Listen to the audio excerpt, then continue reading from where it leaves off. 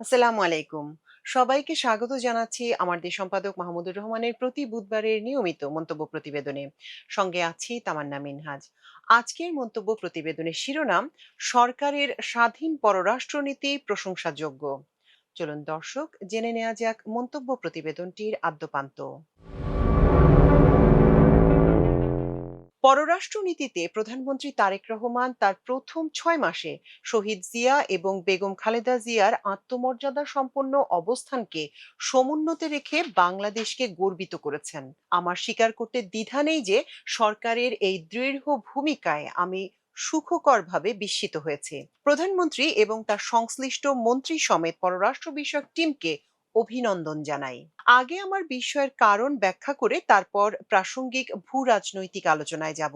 2016 সালের নভেম্বরের শেষে কারাগার থেকে মুক্তি এবং 2018 সালের আগস্টের শেষে নির্বাসনে যাওয়ার মধ্যবর্তী প্রায় 2 বছরে বিএনপি নেতাদের সঙ্গে আলাপ আলোচনায় আমার মনে হয়েছিল যে বাংলাদেশ জাতীয়তাবাদী দল ভারতীয় হেজিমনির বিষয়ে আগের দৃঢ় অবস্থান থেকে বেশ খানিকটা সরে গেছে। 2018 সালে নির্বাচনের আগে ভারতের সঙ্গে সম্পর্ক উন্নয়নের লক্ষ্য নিয়ে বিজেপির নীতি নির্ধারকদের সঙ্গে আলোচনার জন্য দলের পক্ষ থেকে কয়েকজন প্রভাবশালী নেতাকে দিল্লিতে পাঠানো হলে বিএনপির নমনীয়তার বিষয়ে আরো নিশ্চিত হয়েছিলাম। কিন্তু শেখ হাসিনার প্রেমে মগ্ন ভারত বিএনপির আন্তরিক উদ্যোগকে সেদিন রীতিমতো উপেক্ষা করেছিল। দেশটির পররাষ্ট্রমন্ত্রী জয়শঙ্কর অনেকটা অকূটনৈতিক ভাষায় জানিয়ে দিয়েছিলেন যে বিএনপির সঙ্গে সম্পর্ক স্থাপনে তার সরকারের কোনো আগ্রহ নেই।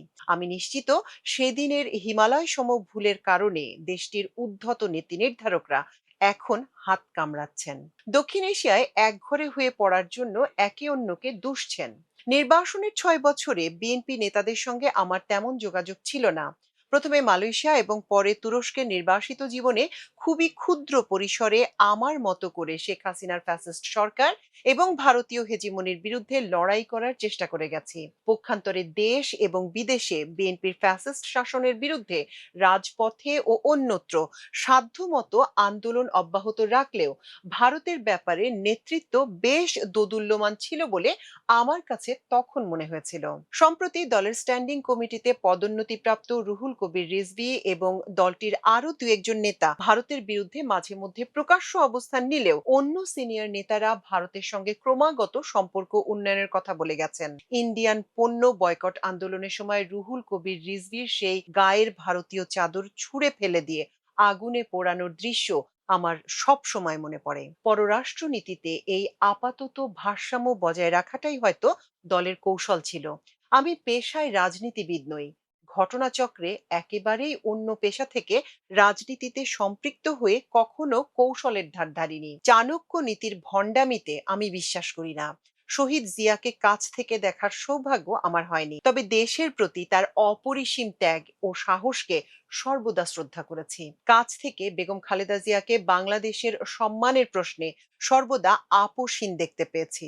সুতরাং প্রতিকূল রাজনৈতিক পরিবেশের বাস্তবতা অনুধাবন করলেও বিএনপির 2018 সাল পরবর্তী অবস্থানে আমি ব্যক্তিগতভাবে সন্তুষ্ট হতে পারিনি। আমার মনে হয়েছিল এই বিএনপির রাজনীতিতে আমি একেবারেই বেমানান। জুলাই বিপ্লবে ক্ষমতা থেকে উৎখাত হয়ে শেখ হাসিনা দিল্লিতে পালিয়ে যাওয়ার পর ভারত সরকারের নগ্ন বাংলাদেশ বিরোধী তৎপরতার পরিপ্রেক্ষিতে তৎকালীন অন্তর্বর্তী সরকার কঠোর প্রতিক্রিয়া দেখালেও বিএনপি নেতাদের বক্তব্যে ভারতের প্রতি অব্যাহত নমনীয়তা প্রকাশ পেয়েছিল।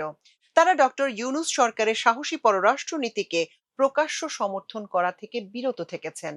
প্রধান বিরোধী দল জামায়াতে ইসলামীও নির্বাচন পর্যন্ত ভারত প্রশ্নে সুবিধাবাদী রাজনীতি করেছে।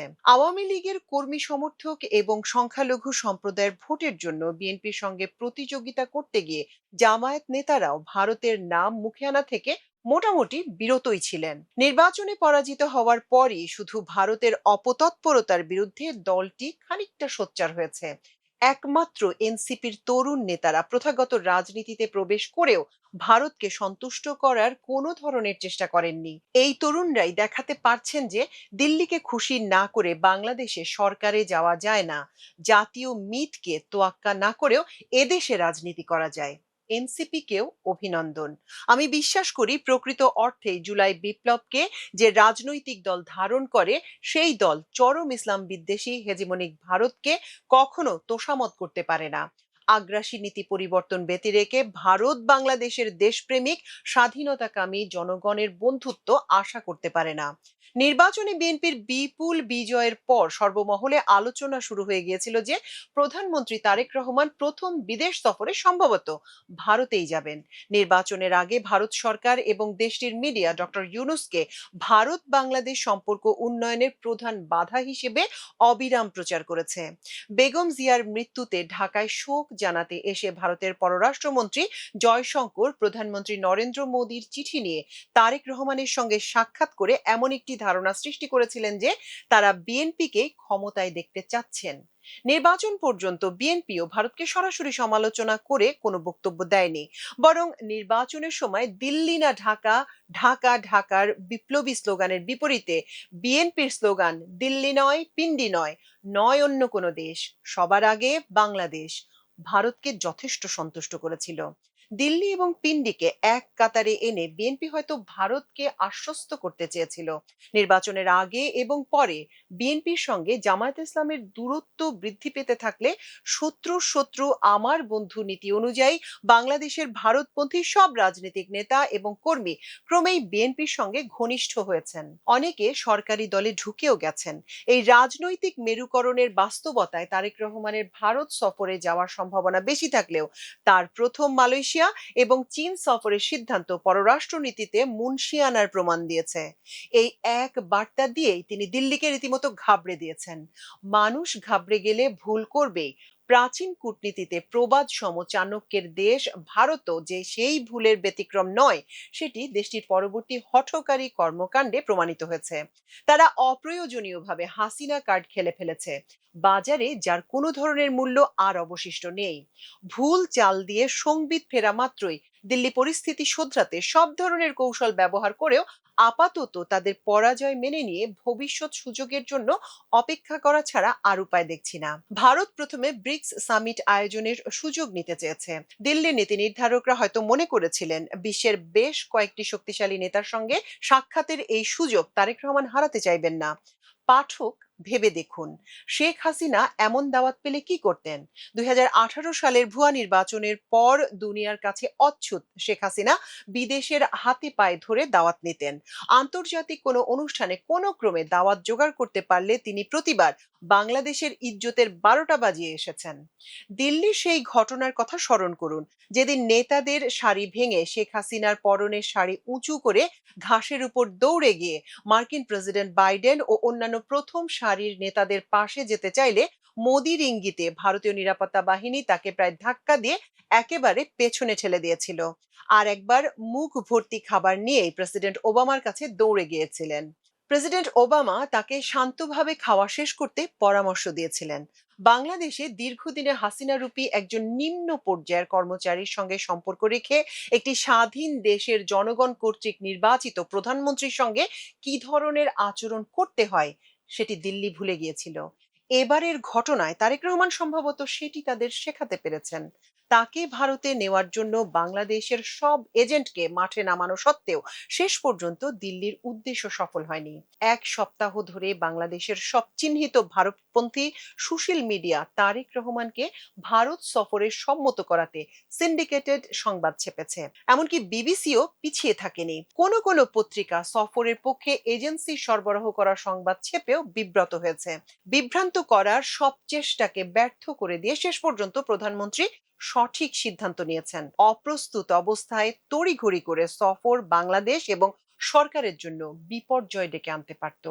ভারত আমাদের বন্ধু না হলেও নিঃসন্দেহে এক অতি গুরুত্বপূর্ণ ও শক্তিশালী প্রতিবেশী রাষ্ট্র।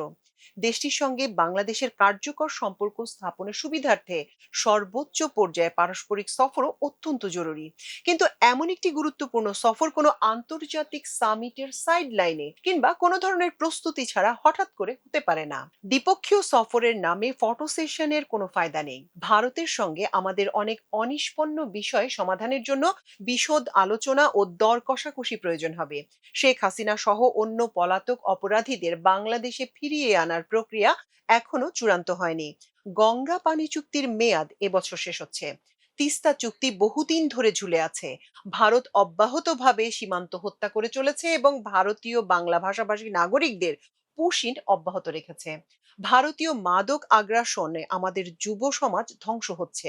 সীমান্তে চোরাচালান উভয় দেশের জন্য ক্ষতি ও উদ্বেগের কারণ। বাংলাদেশে কিছুদিন পর পর যে তথাকথিত ইসলামী উগ্রবাদ মাথাচাড়া দিয়ে ওঠে, সেখানেও ভারতীয় সংযোগ রয়েছে।